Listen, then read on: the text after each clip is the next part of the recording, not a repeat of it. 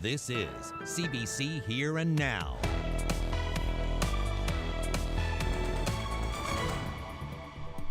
Another gorgeous day across most of the province, record-breaking in fact, but as we head towards the weekend, unfortunately, those temperatures are going to start to drop. Social Justice Cooperative took a deeper dive into plastics and what can actually be recycled here in the city of St. John's. 75% of our plastic from our house is not getting recycled, so that is one of the biggest findings that we have. I'm Jeremy Eaton and I'll have that story coming up on Here and Now. There is a difference between racism and ignorance. There is some people are being racist and they know they are racist, but they don't care. A brutal mass shooting in the States, a global rise in anti-Asian hate crimes, why this province isn't immune. Good evening and welcome to Here and Now. I'm Peter Cowan. Carolyn is off tonight. Those stories in just a few moments, but first, it's been 10 weeks and 1 day since Andrew Furey called a provincial election, and we can finally say with certainty, well, at least as much certainty as you get during a pandemic, we'll know who will form the next government and when.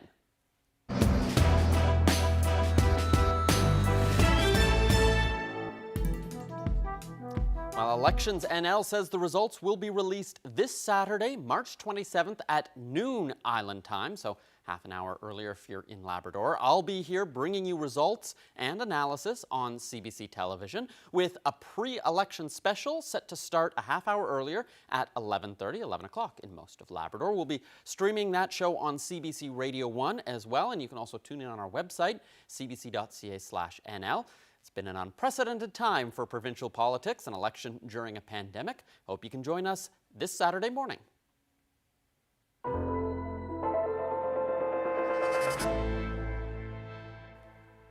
Health officials say they're working to stamp out a problem with people jumping the line for their COVID vaccine. Thousands who haven't been invited to yet get their shot have been getting an early dose. Here Now's Mark Quinn explains. There has been widespread sharing of COVID-19 vaccination booking codes, but Eastern Health doesn't think people were trying to cheat the system. They just think people were trying to be helpful when they shared those codes with family and friends. We don't believe there's anything nefarious or anybody doing anything underhanded to try and cheat the system, if you will. I think this is just a neighbor sharing with a neighbor and a family member saying, well, I've got a code, why don't you try this?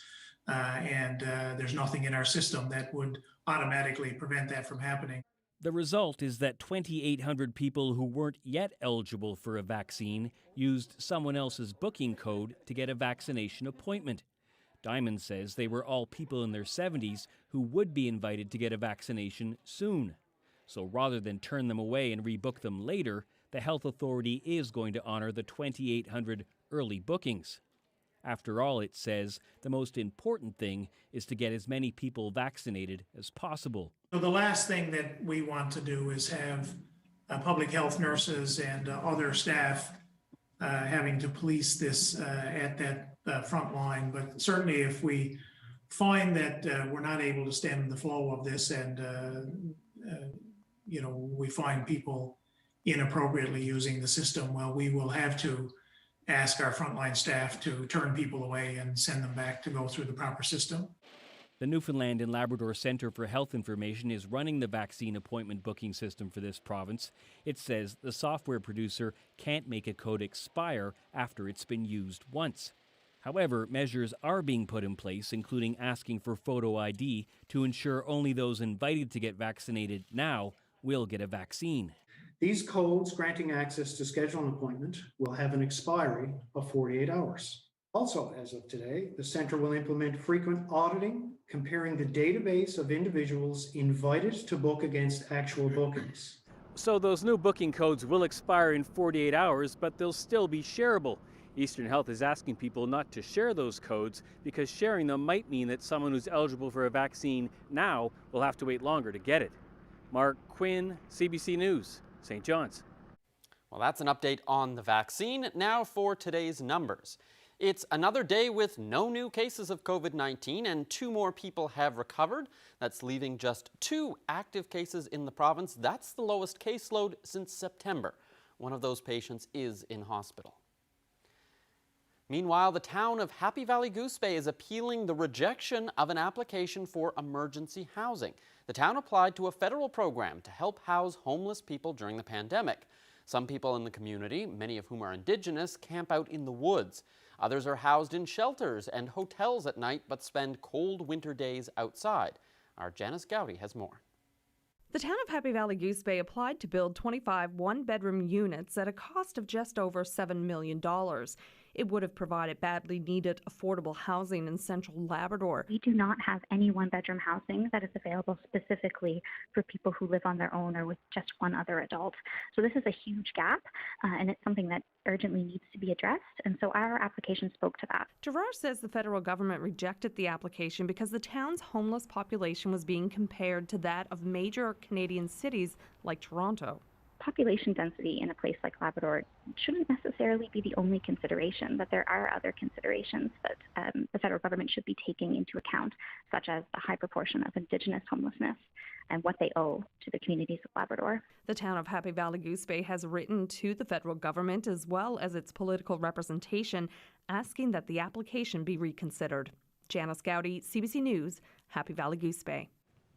Well, shifting to the States now, where a 21-year-old man has been charged with 10 counts of murder. This follows a shooting at a grocery store in Boulder, Colorado yesterday. Police say the suspect bought an assault weapon less than a week before. Today, the U.S. president talked about changes to gun laws in that country as he offered condolences to victims' families. Those poor folks who died left behind families. It leaves a big hole in their hearts.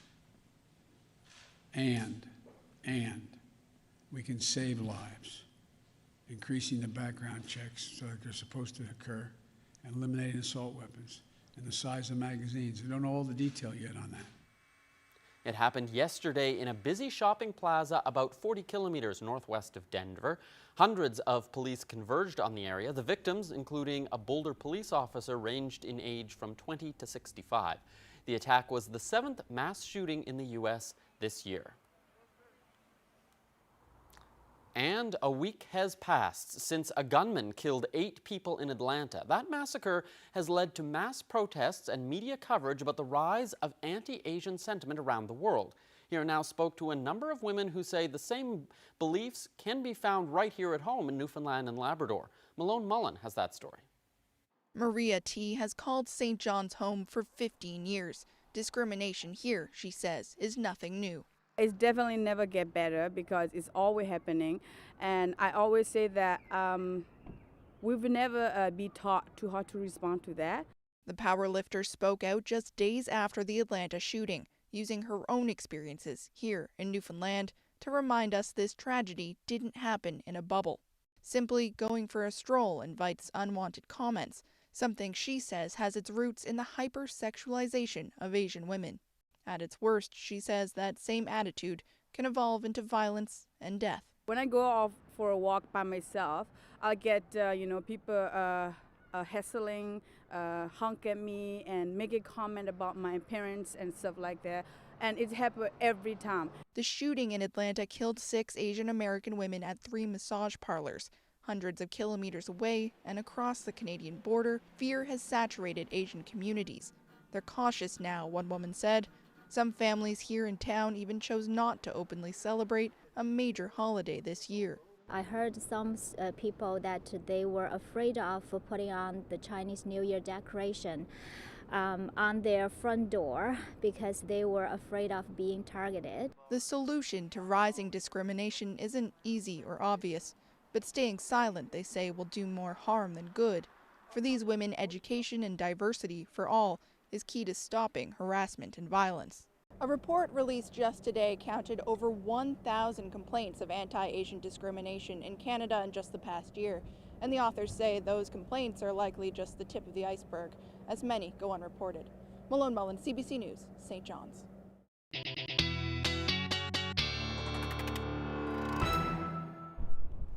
I had to come outside again tonight. What a gorgeous day it was across the province. We broke a number of records in some areas.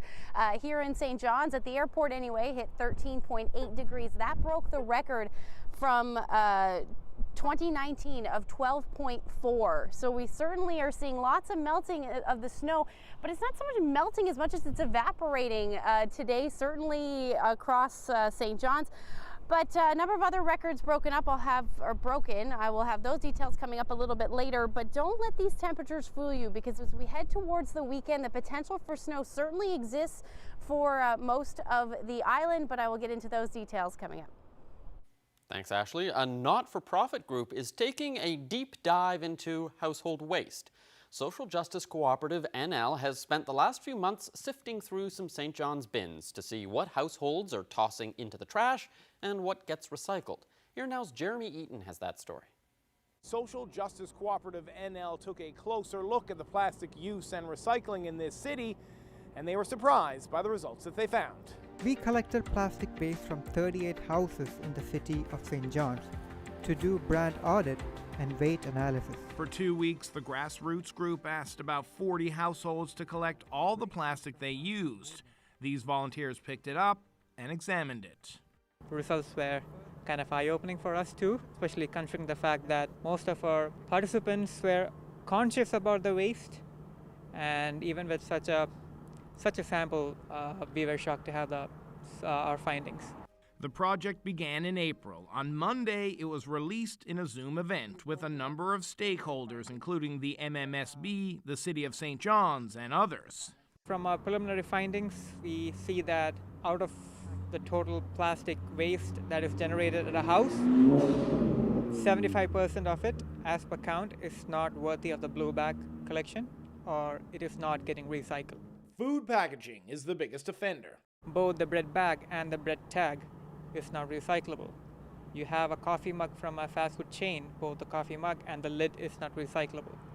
If you buy a meat product, both the meat tray, the plastic film covering on top of it, and the moisture absorbent layer inside of it, all three of them are not recyclable. Blame is often placed on the consumer for buying the product, and we're made to think that it's our fault for producing this.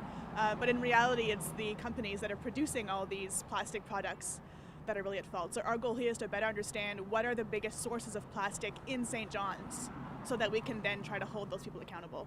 The group compiled all the data and put it online in an interactive website.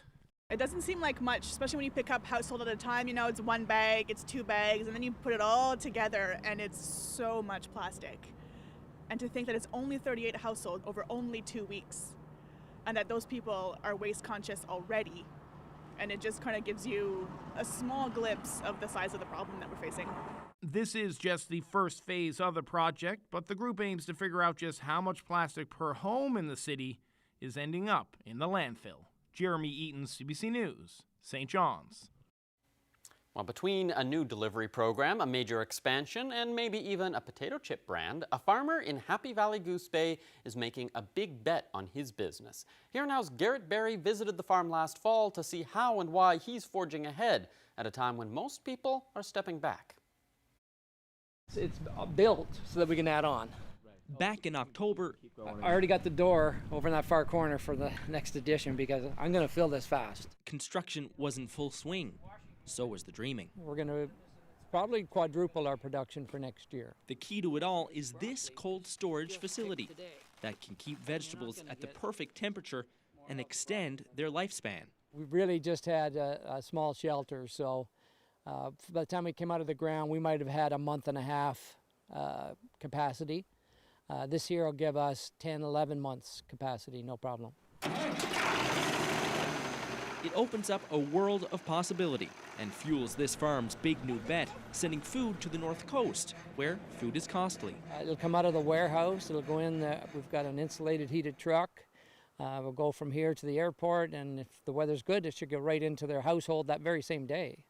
So this is something that, this is a first. It's all that and a bag of chips.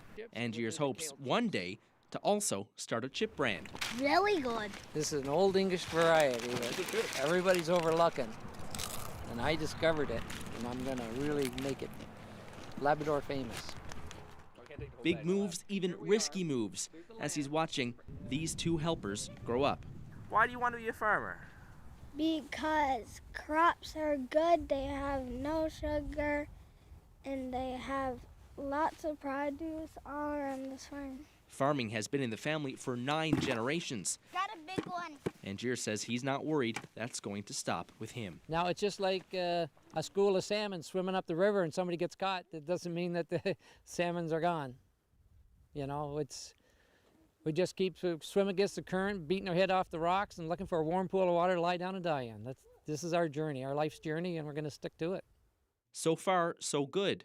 That cold storage facility is now operating, and his orders have started shipping to the North Coast. With help from the government's Nutrition North program, maybe these bets are paying off. As long as we're getting food to the community, that's the achievement. It's never really been about how rich you're going to get or how much money you're going to make.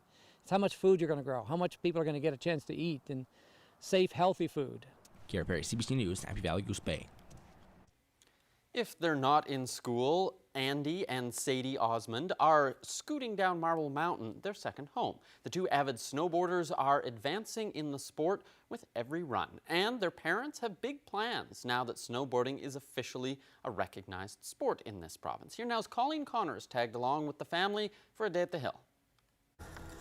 This is Corner Brook's snowboarding family. They practically live at Marble Mountain and post daily pics and viz of Andy and Sadie flying down the mountain. What I like about snowboarding is I like to do it because I get to spend lots of time with my family and friends. It's amazing. And we have this right in our backyard, so you can't ask for anything better. And they love it, and they love doing it with us and all their friends, and it's great. Yeah, very, especially when going super fast down the hill and I look behind me and they're right on my tail. So we've come a long way. The parents have been riding since their early 20s, and when their girls were born. So when they started snowboarding, they didn't make snowboard boots small enough for their size, so they would wear their winter boots, and we just strap them into their boards, and we'd have them on the bunny hill with their little pacifiers in their mouth and everything.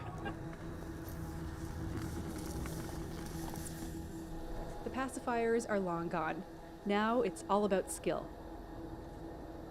I like doing tricks on my snowboard, like learning new tricks to get used to them and doing more tricks. And when COVID-19 restrictions delayed Marble Mountain's opening date, the family turned their backyard into a course to practice. Yeah, we did have a course set up before we went to Marble Mountain this year. Oh, what was that like? Well, it had a box and had more jumps on it. We made the best of it and made a little course in the backyard, and they enjoyed that. And as soon as Marble opened, it was like a dream for them. These snowboarding stars have even more dreams, especially now. In early December, snowboarding was given the distinction of an official provincial sport. Snowboard enthusiasts have been pushing for this recognition since 2009, and it allows athletes like Andy and Sadie to enter big competitions. Opens up new opportunities for funding and support through the government to develop the programs a little further for athlete development, travel, going to other contests. We've got our eyes set on Canada Games 2023 right now, so that's a huge goal. The Snowboard Sisters traveled to their first competition in Martok, Nova Scotia this time last year, bringing home medals. For now, Andy is going to work on perfecting her favorite jump, the stalefish. So you grab it between your binding but your left hand, and when you do, you have to go between your legs. And get as many runs down the mountain with her sister before the season ends. Colleen Connors, CBC News, Marble Mountain.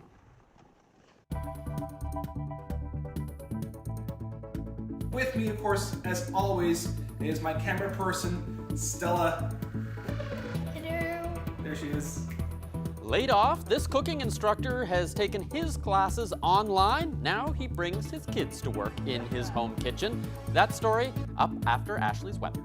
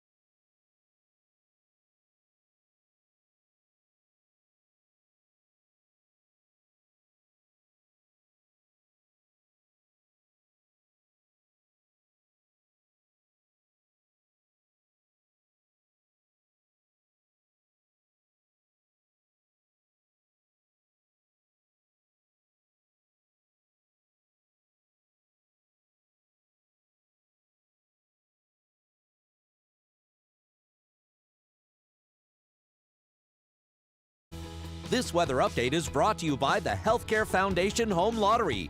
Order tickets now at hcfhomelottery.ca.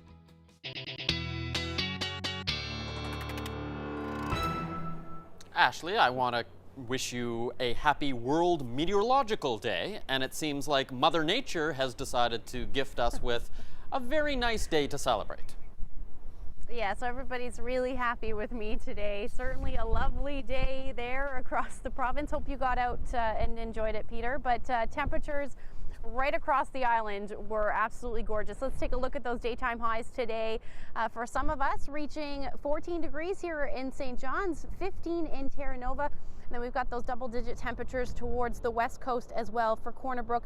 Down along the south coast, though, a little cooler in that onshore flow, only reaching a high near 7 degrees for Port aux Basques and Port aux Basques as well as Burgeo. So taking a look at some of the other highs across the region, we saw 18.2 degrees in Bishop's Cove. Downtown St. John's reached a high near 17.2. Absolutely gorgeous weather in a number of areas as well. Bonavista at 11.9 earlier today. So we did break some records. Twillingate, Gander, Terra Nova, Winterland, Nain, Lassie, all seeing those double-digit highs and records broken anywhere from 2019 to as much as 1984 in Gander at that 13-degree range. So temperatures still dropped about a degree or two in some areas, and 3 degrees in Stephenville right now. Those winds are gusty as well. Wind gusts about 52 kilometers per hour. You didn't see it, but the light that was on me almost fell over just now. But with that wind gust, we do have some cloud cover pushing across the province, but overall not a whole lot going on as far as weather goes. And it should be a fairly quiet night tonight as well. Maybe a few cloudy periods and maybe the chance of a few showers towards the west coast, but overall it will be a quiet evening. Temperatures will hover between 0 and 2 degrees. It'll stay windy in the east with those westerlies gusting anywhere from 30 to 50 kilometers per hour, but across the big land, those temperatures are going to dip into the minus single digits, -7 for Cartwright, and then minus double digits for northern areas. So Nain, you'll drop down to -13, and Lab City -15 tonight. Looking at the forecast for tomorrow, a little bit more cloud cover potentially in play, but we should see, at least for the first half of the day, but we should see plenty of sunshine as we head towards the evening hours. Then some more cloud cover will push through, as will the potential for a few flurries for Lab West into the afternoon.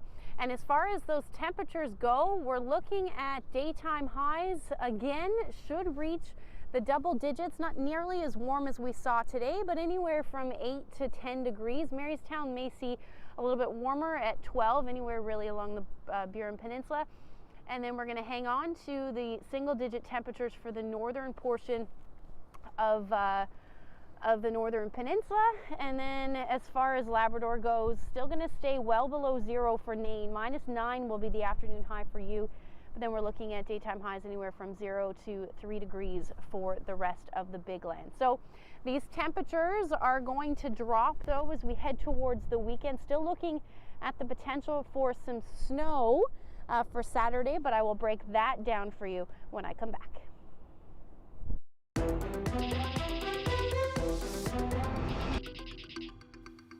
When life hands you a layoff, you make a cooking show?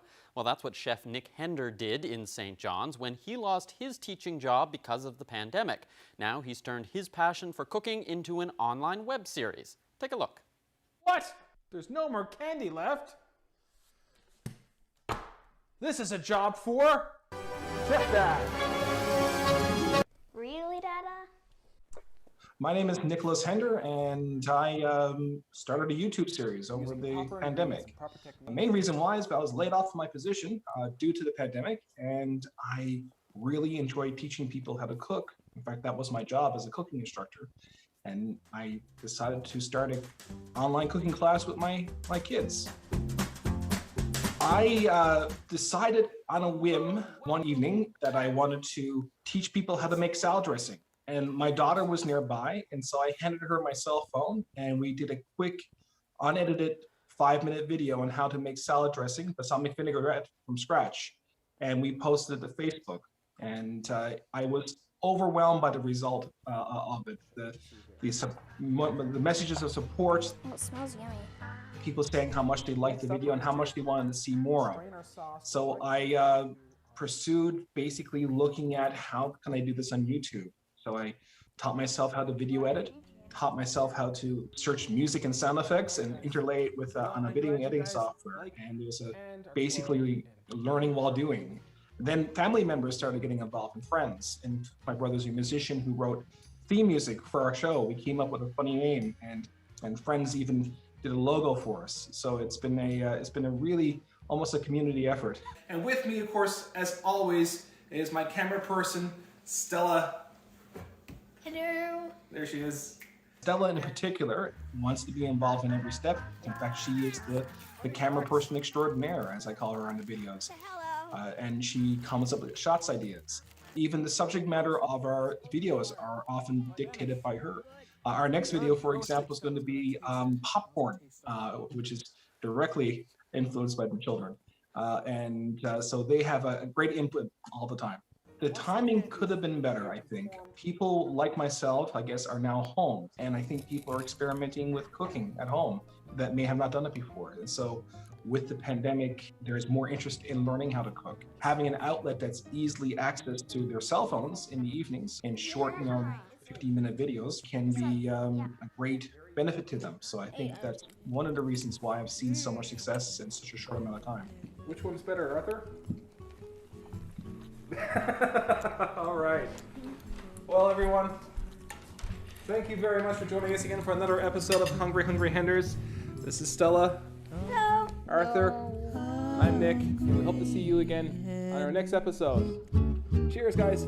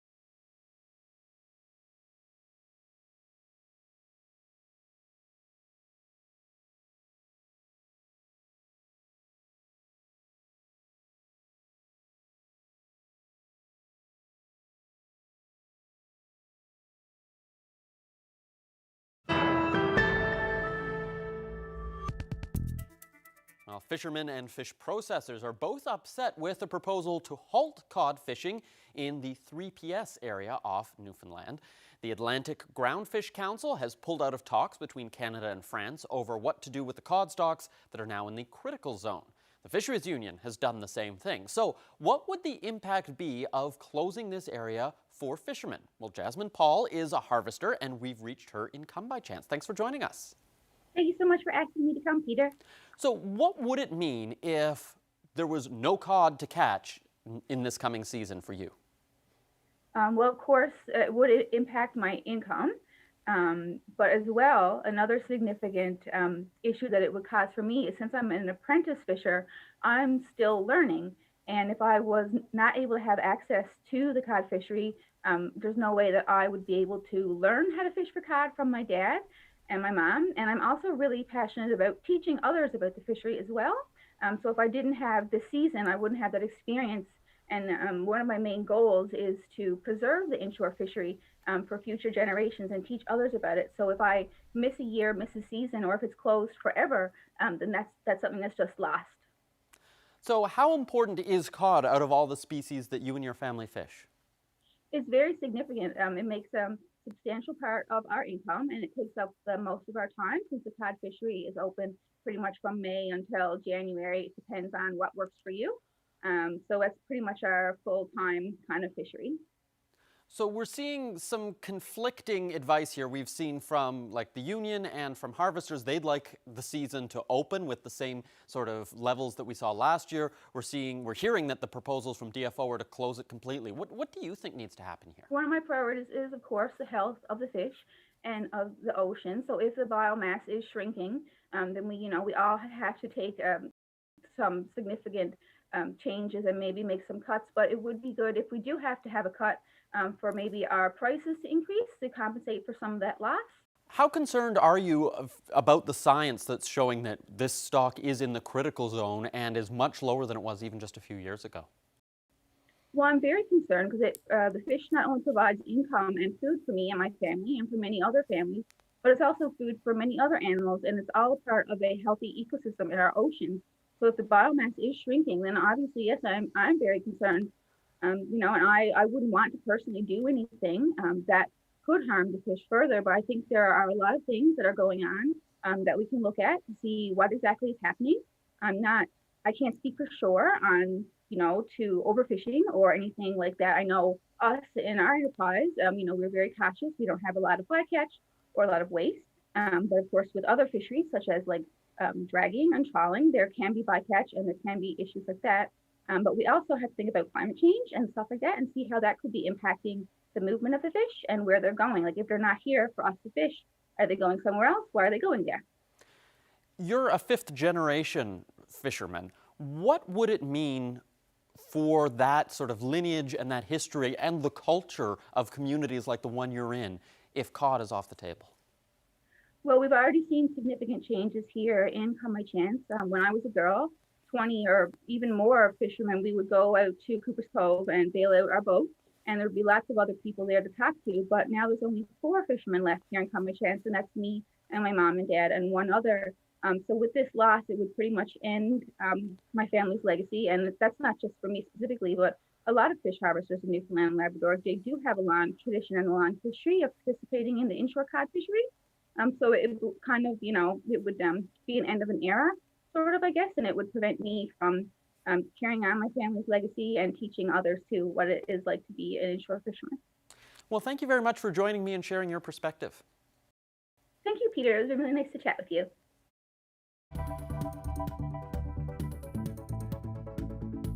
The time in 1873 when a drunken crowd confronted candidate James Winter.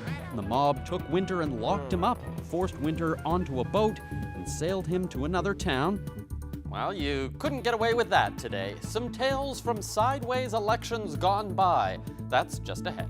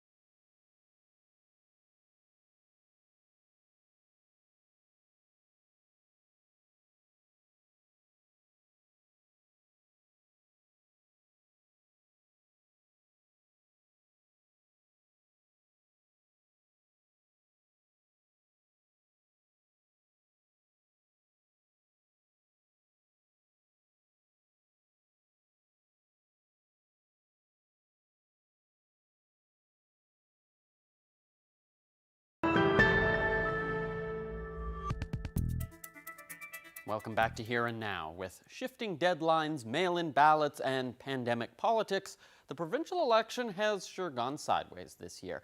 But it's far from the first time. Our history books are stuffed with stories of elections that went wildly off the rails. Since we don't have any video from the 1800s, our creative colleagues helped us come up with this.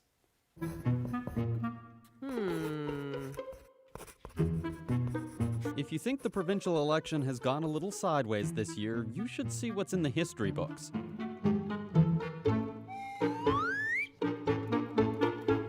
Scandals, trials, ballots burned, candidates exiled, angry mobs in the streets.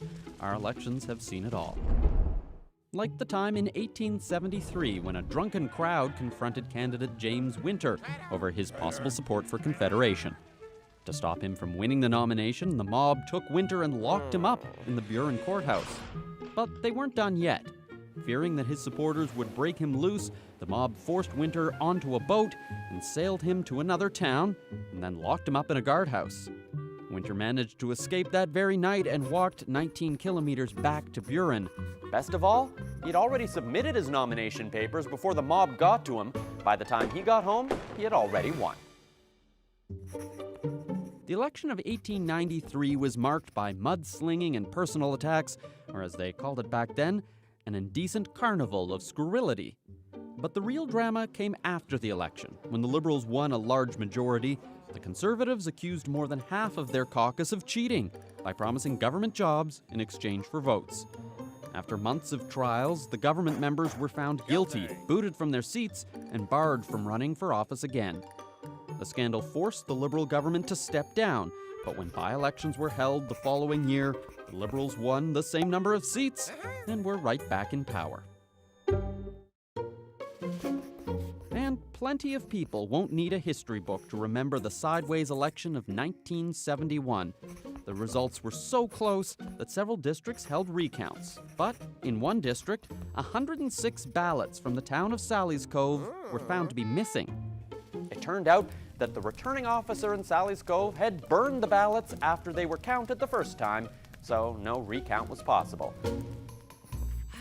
So, how will the election of 2021 with its pandemic and mail-in only ballots look in the history books? We'll first have to find out when it ends.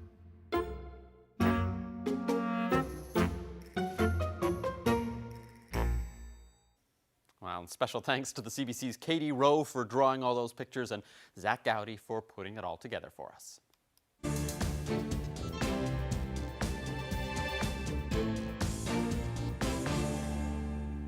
Well, those provincial election results are expected to come out Saturday, and we learned today Ottawa has announced the date for the next federal budget. Finance Minister Chrystia Freeland made the announcement in question period today.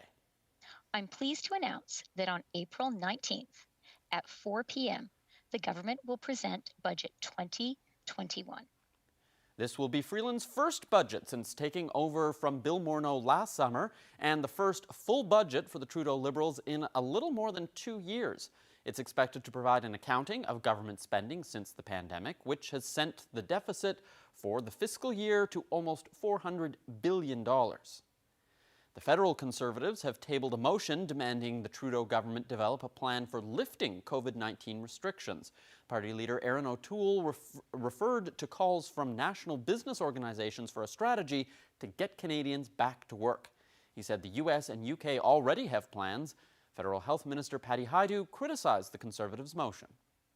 It shouldn't be politicians that determine when, in fact, a community should relax public health measures, but it should be public health and science leaders.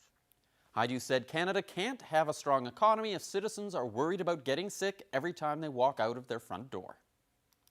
While older Canadians are rolling up their sleeves to get their COVID-19 vaccines, younger adults are still waiting their turn. They continue to face the coronavirus and its troubling variants without the benefit of inoculation. And as Thomas Dagler shows us, hospitals are facing the consequences. Everywhere he went, Christopher Wilson spread that smile and a love for cooking that he parlayed into a career at a Mississauga, Ontario retirement home. He has an infectious laugh. He's a people person. He loves God. He loves his community. He tried to serve them. It was just last week, at age 29, that he tested positive for COVID-19. His main symptom was he had a migraine. 3 days later from getting his result, he passed away. A cruel reminder of the real risk still facing younger adults, with Chief Public Health Officer Dr. Teresa Tam cautioning infection rates are now highest among those aged 20 to 39. As the prospect of vaccination remains months away for many young adults, the danger of those highly contagious variants grows greater. We are seeing younger people be needing hospitalization or ICU admission. Just look at these recent x-rays, all from patients in their 30s and 40s, all showing a buildup of fluid in the lungs, a sign of severe COVID-related pneumonia. Images shared by Dr. Kashif Pirzada with a warning.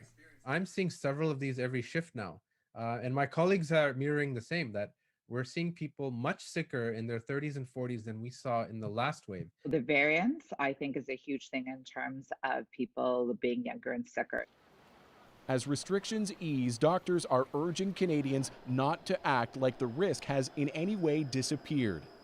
This is now a preventable disease if we can reduce transmission for long enough to get people to get the vaccines in their arms. Chris Wilson's sisters now only have memories and this advice. They have the stigma that you're younger, you're safe, and it's not the case because he was as healthy as can be. They hope their message will save others this devastating grief. Thomas Daigle, CBC News, Toronto.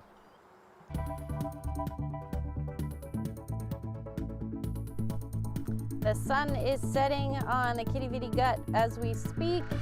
Temperatures are starting to cool down, and they're going to continue to do so as we head towards the weekend. I'll break down the full long-range forecast coming up.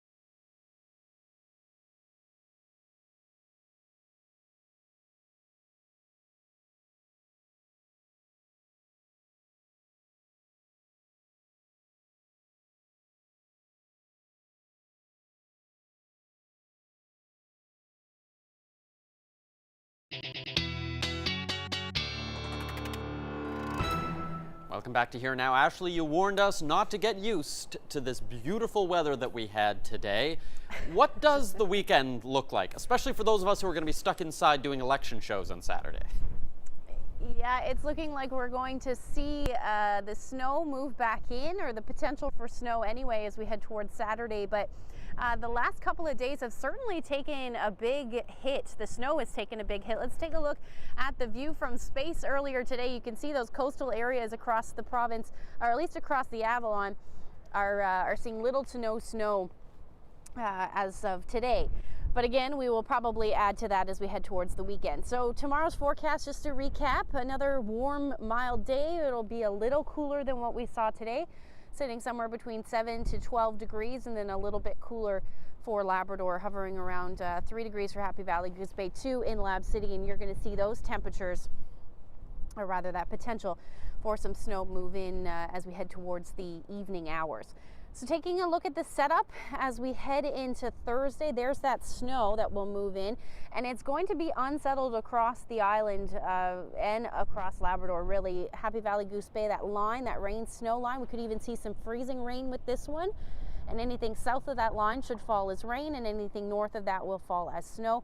That'll move through fairly quickly. By Friday morning, we should already be done with that rain for most of the island. However, some lingering snow will be the story, at least through the first half of the day for Labrador. That ridge of high pressure will move in and clear things out through the afternoon. And then we watch Friday night into Saturday. This model, this is the European model, has snow for most of us through the day on Saturday. If we see a track a little bit further north, that rain-snow line that's now hovering around the south coast will move further north. So we're certainly going to watch that one, but it is looking like at this point we could see some snow. The other models are pointing at seeing though that rain-snow line a little bit further north, which would put the south coast and the Avalon potentially into that rain.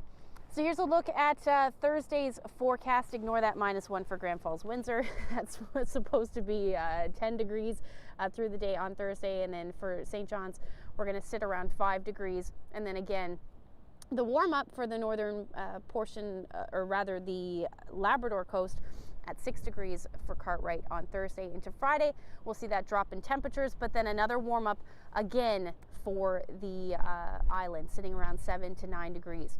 As we head into the weekend, there's that cool down hovering around the 0 degree mark for St. John's and Eastern Newfoundland. We're going to be seeing a similar cool down for Central Newfoundland, hovering around -1, and then same thing for Western Newfoundland, 0 or 1 degree. By Sunday, it looks like we should see some sunshine. For Eastern Labrador, you're going to see sunshine through Saturday and Sunday. At this point, things will start to settle down, but your temperatures will be below 0. And then similar for Western Labrador. By Sunday, we'll start to see them warm back up, creep closer to the 0 degree mark. So just wanted to share this photo. Spring has certainly sprung in CBS. It showed you that lack of snow, and even some flowers are peeking out. Thank you to Ernie for that shot. If you have any weather photos, send them to nlphotos@cbc.ca. Thanks, Ashley. A little bit of yellow hope there peeking through the ground.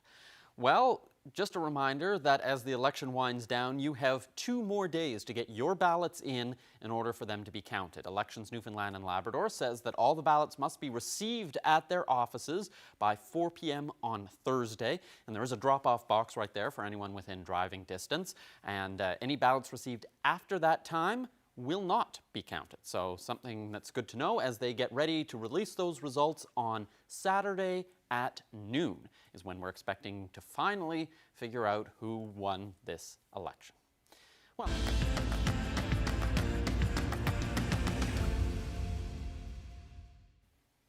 Well, we've been sharing songs from the East Coast Music Hour this month. They're brand new songs written by East Coast artists that describe what we've all been going through over the past year.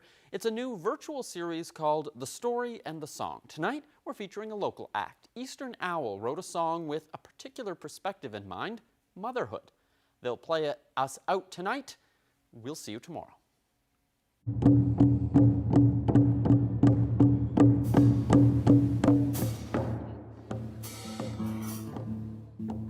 My name is Natasha Blackwood. I'm a member of Eastern Owl. We're an Indigenous-led all-women's group, and between us we have 8 children. The song kind of talks about like the different phases of motherhood and how mothers are kind of navigating the pandemic. Want to try it one more time? Yes. CBC had approached us to work on a piece for them. They were getting artists from all across Atlantic Canada to kind of talk about different themes. And the one that really resonated with Eastern Owl was the unknown. So that's the general theme for the piece today. 1, 2, 3, 4.